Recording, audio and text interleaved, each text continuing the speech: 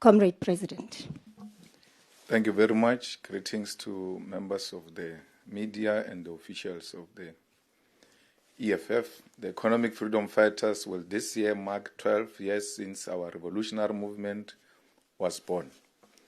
The 12th anniversary of the EFF will be held in Khayelitsha in the city of Cape Town, Western Cape. This important gathering of our people was initially scheduled to take place in Umtata, Eastern Cape. But following the devastating floods that left many displaced and communities in mourning, the EFF made the responsible decision to relocate the venue out of respect and solidarity with those affected. This change of venue was not done in isolation or consultation, or without consultation.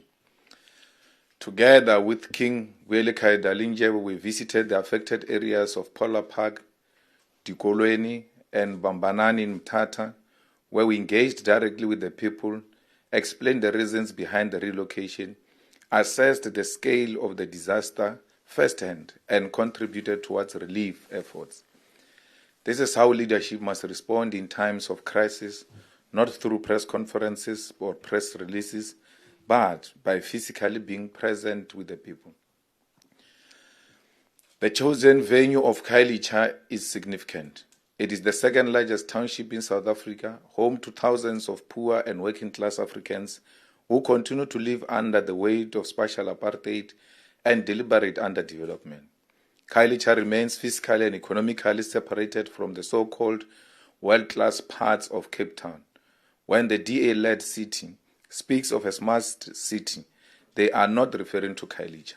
They are referring to the wide enclaves of Sea Point, Claremont, Constantia, and Stellenbosch, while the people of Khayelitsha are left to swim in poverty, crime, poor sanitation, overcrowding, and the lack of basic housing.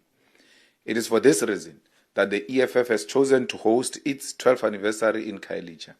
We must be where the people are, especially the most marginalized, because they are the base, home, and shield of this movement.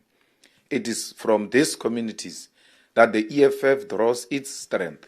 It is these communities that have never wavered in defending the organization against all attacks, lies, and conspiracies aimed at collapsing it.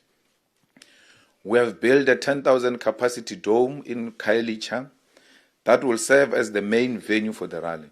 This structure includes all essential amenities, including sanitation facilities, and will be ready to host thousands of fighters, supporters, and community members. We expect a powerful turnout from surrounding areas, including Site B, Site C, TR Section, Nyanga, Guguletu, Delft, and Bela. This will not just be an event, it will be a festival of the poor, a moment to reflect on 12 years of struggle, survival, growth, and victories. 12 years ago, the EFF was born out of the necessity to confront the failures of the post-1994 dispensation and the betrayal of the economic aspirations of the black majority.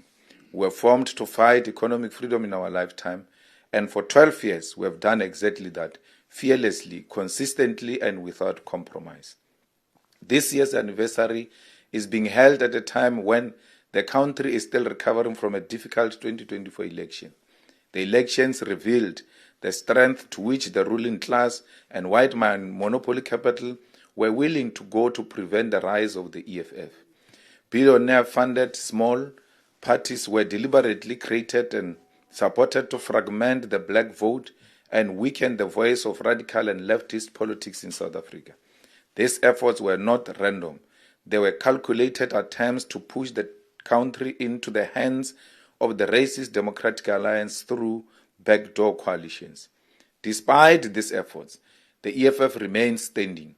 We emerged from the elections intact, stronger in conviction, and even more grounded in the support of our people. Our survival is not an accident. It is the result of the successful Third National People's Assembly, democratically constituted by thousands of delegates from branches across the country. Unlike those who run away from internal democracy, the EFF continues to lead by example.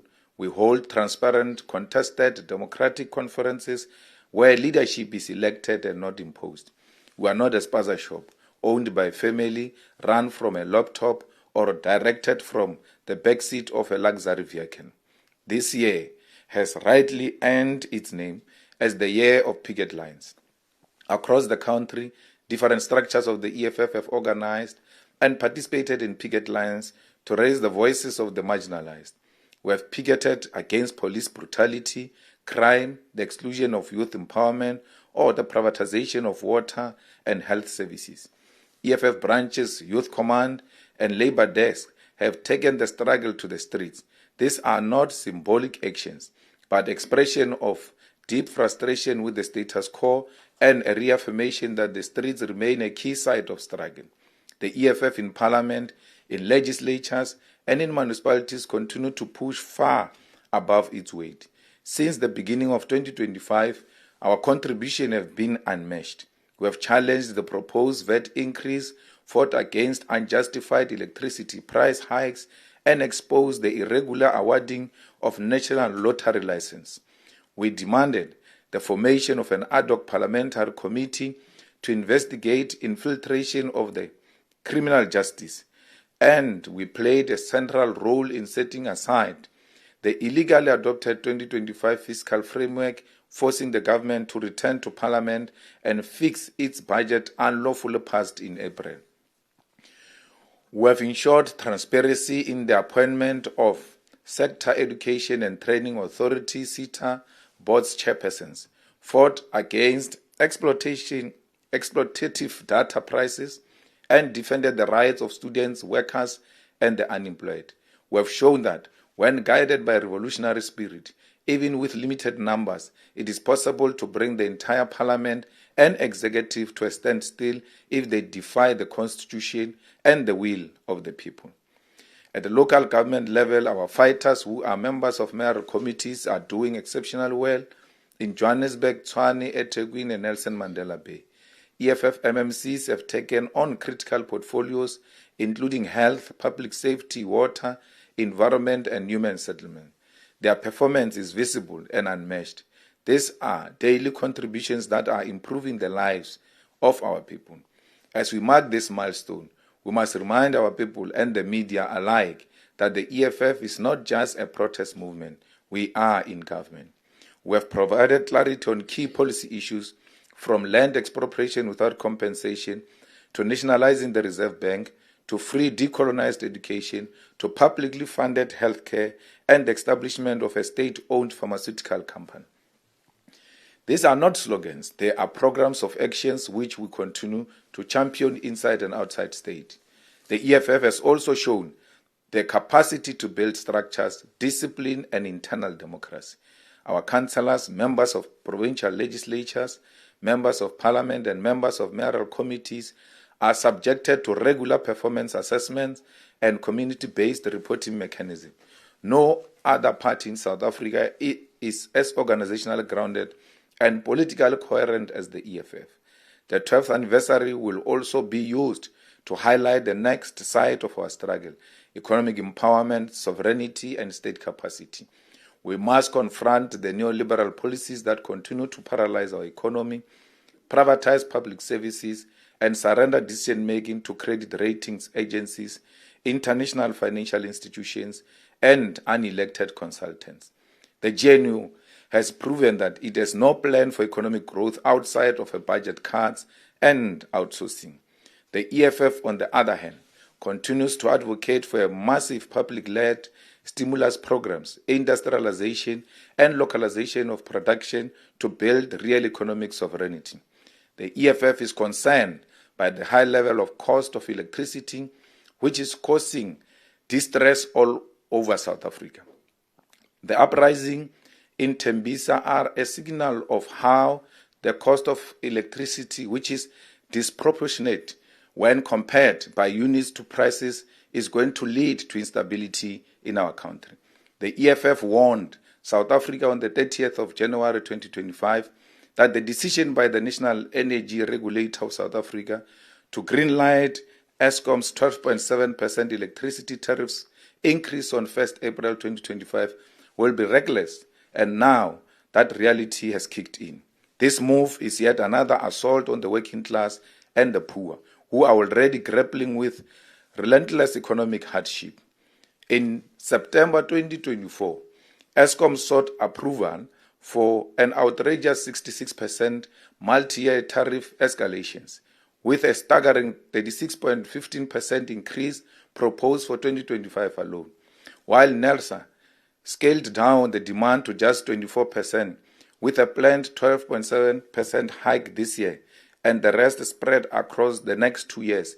It remains unjustifiable and will inflict severe financial distress on households, businesses, and the broader economy.